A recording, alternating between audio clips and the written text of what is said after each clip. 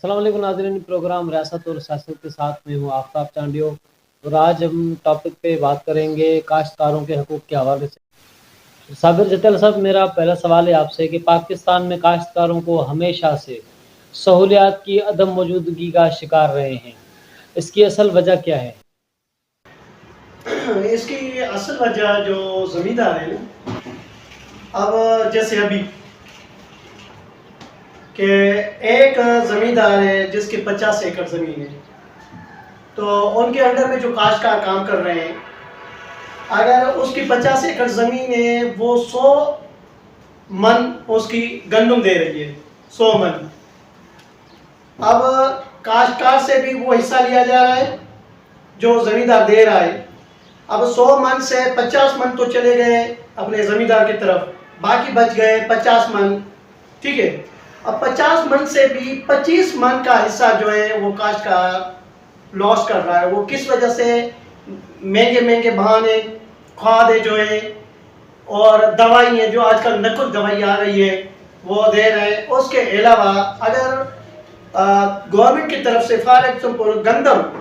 अभी 5,000 रुपये मन चल रही है, जब गंदम की काश्त आती है तो वो 2200 2,000 बन जाती है। अब आप 100 मन पे लगाओ, तकरीबन कितनी कॉस्ट बनती है? उसमें से आधी अगर इसकी तरफ आ जाती है, आधी तो उसमें चली जाती है खाद में, बाकी 25 मन पे 50,000 2,000 के लिहाज से। तो इस दौर में 50,000 एक महीने का खर्चा है। ये 6 महीने, एक साल तक बेचारे काश्तकार खुद को ज़मीनों में अंदर ऐसे समझो कि दिन रात काम करते हैं, उनको कोई हुकूक नहीं दिए जाते, ना ज़मींदार की तरफ से, ना गवर्नमेंट ऑफ पाकिस्तान की तरफ से। अच्छा मुस्तफा साहब, मेरा आपसे ये सवाल है कि आईन पाकिस्तान में ज़मींदार के हकूक़ ज़्यादा हैं या काश्तकार के? हारी है उनके तो ज़्यादा हैं हकूक़ काश्तकारी पे,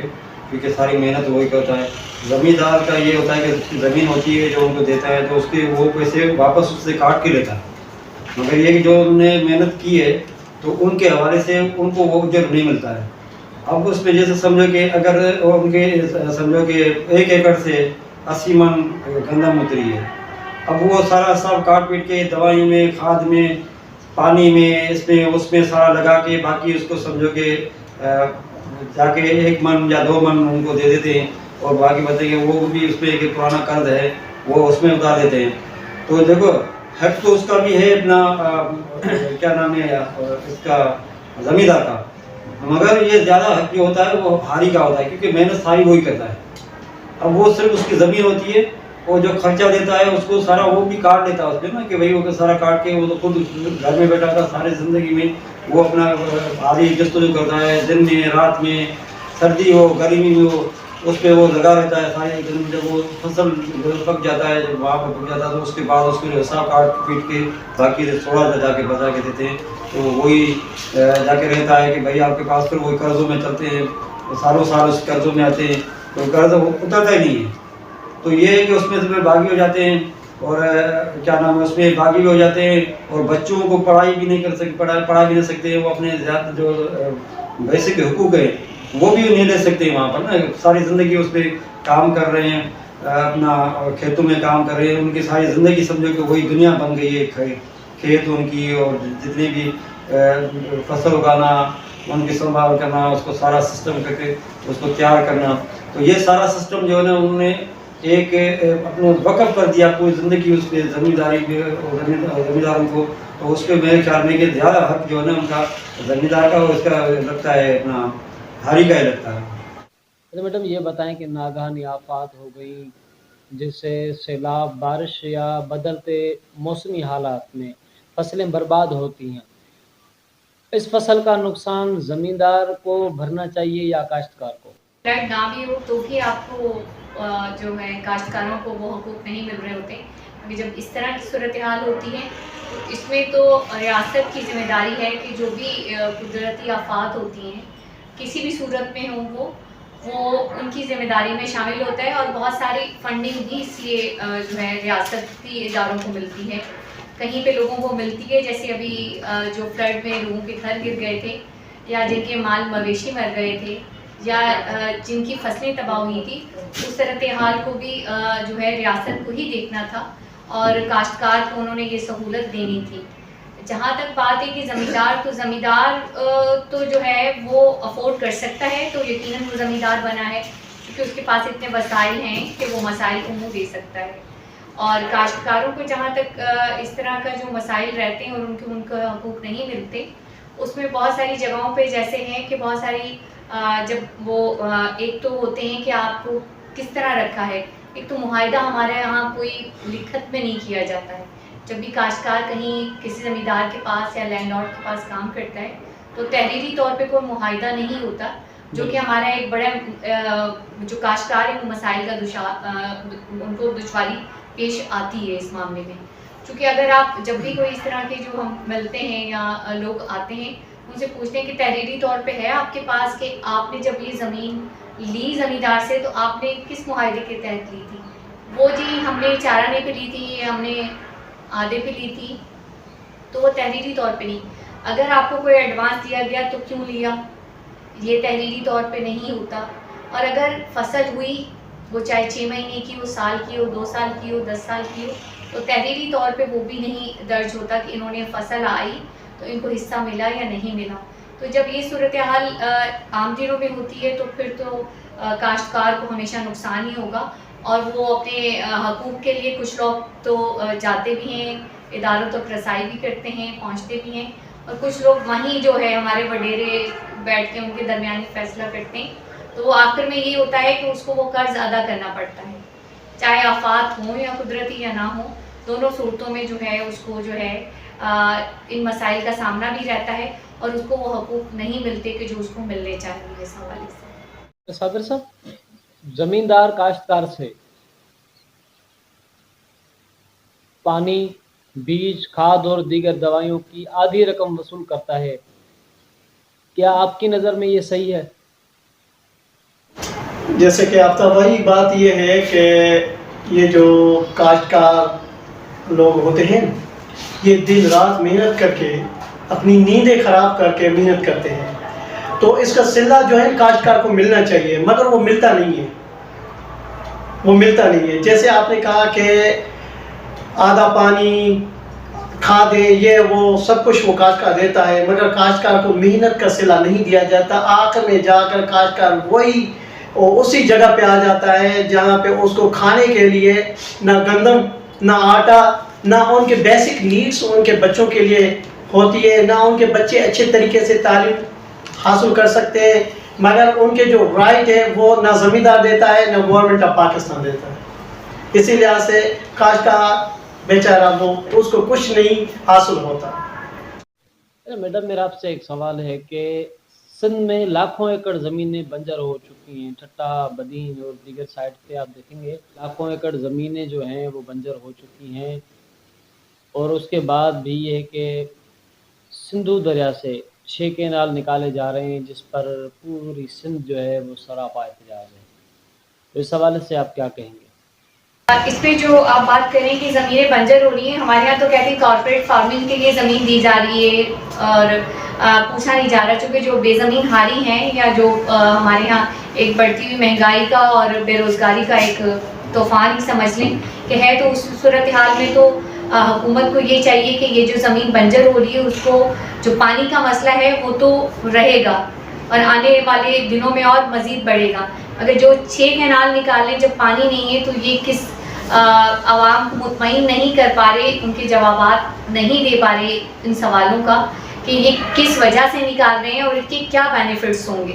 کس کے لیے وہ بینیفٹس ہیں. جب آپ کی اپنی زمینیں بنجر ہو رہی ہیں, دریا کا پانی آگے سمندر تک نہیں پہنچ پا رہا, یا وہ زمینیں جو بے زمین ہاریوں کو دینی چاہیے وہ دے نہیں رہے, اور کارپوریٹ فارمنگ کو یا جدید ٹیکنالوجی کا وہ استعمال کرنا چاہ رہے ہیں, وہ کیوں کرنا چاہ رہے ہیں. یہ بہت سارے سوالات ہیں جن کو ہمیں کہتے ہیں نا احتجاج کی صورت میں بھی سامنے لائے ہیں, مختلف پارٹیز احتجاج تو ہو رہے ہیں, بھی ہو رہے کراچی کی طرف پیدل مارچ وغیرہ, یہ بالکل سب چیزیں جاری ہیں, مگر حکومت اس طرح خاموش بیٹھی ہے کہ وہ اس کا جواب نہیں دے رہی. اگر اس کو ٹیکنیکلی دیکھا جائے تو کیوں یہ 6 کینال نکالے جا رہے ہیں, اس کے کیا بینیفٹس ہوں گے. وہاں تو بینیفٹس بتا رہے ہیں کہ جی فلاں علاقہ آباد ہوگا، فلاں مگر جو بنجر ہو رہا ہے اس کو آپ کیا اس کے لیے آپ سوچ رہے ہیں، اس کو کیسے بچایا جائے یا بے زمین ہاریوں کو زمین دی جائے تاکہ یہ آباد ہو. اور پانی کا جو ہے وہ ایک نیچرل بھی ہے اور قدرتی آفات کی صورت میں بھی سمجھنے کے نہیں ہوتا. خشک سالی کی طرف جا رہے ہیں ہم اور بارشیں ہوتی ہیں تو بہت شدید ہوتی ہیں، مگر کیا ہے کہیں نہ کہیں حکومت اس کی ذمہ دار اس لیے بھی ہے کہ جو حکومت کے ادارے ہیں، جو ہمارے یہاں بیوروکریسی ہے، ٹیکنوکریٹس ہیں یا جو ہماری حکومتیں آتی ہیں سیاسی، کیا وہ یہ نہیں سوچتے کہ اس ملک میں اگر پانی نہیں ہوگا تو زندگی کیسے چلے گی. تو ان کو اس چیز کو دیکھنے کی ضرورت ہے کہ پانی کا جو آنے والا بحران ہے اس کو کیسے ہم نے بہتر کرنا ہے. کیونکہ جب ہم ان ذمہ داریوں کو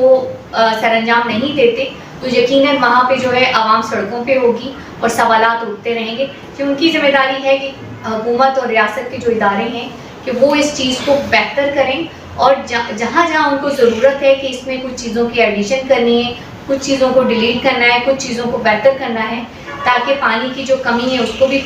وہ پورا کریں.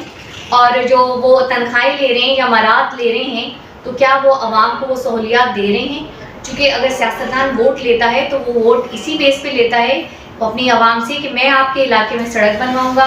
میں آپ کے علاقے میں صاف پینے کا پانی دوں گا اور میں بہتر تعلیم اور بہتر صحت دوں گا. تو یہاں تو کوئی بھی چیز بہتر نہیں ہے. تو پانی تو ہمارا زندگی کا مین مسئلہ ہے. اگر پانی نہیں ہے ہماری زندگی رواں دواں نہیں رہ سکتی. اچھا ایڈوکیٹ جواد صاحب، میرا آپ سے یہ سوال ہے کہ آئین پاکستان میں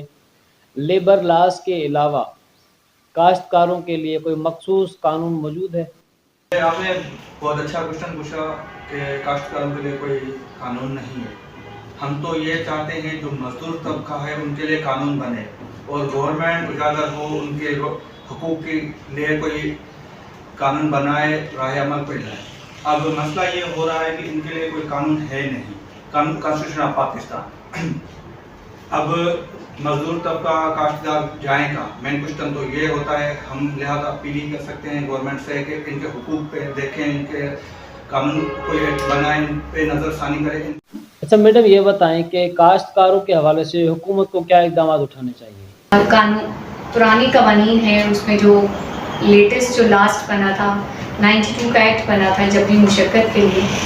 ایک تو اس کا استعمال نہیں ہوتا ہمارے یہاں، اس پہ عمل نہیں ہو رہا بالکل. ایک تو اس کو دیکھنے کی ضرورت ہے کہ اگر کہیں پہ اس طرح کی جبری مشقت کی کسی بھی صورتحال میں، جیسے ان سے فورسفلی لیتے ہیں کہ انہیں زبردستی جو جبری طور پہ ان سے مشقت لے رہے ہیں،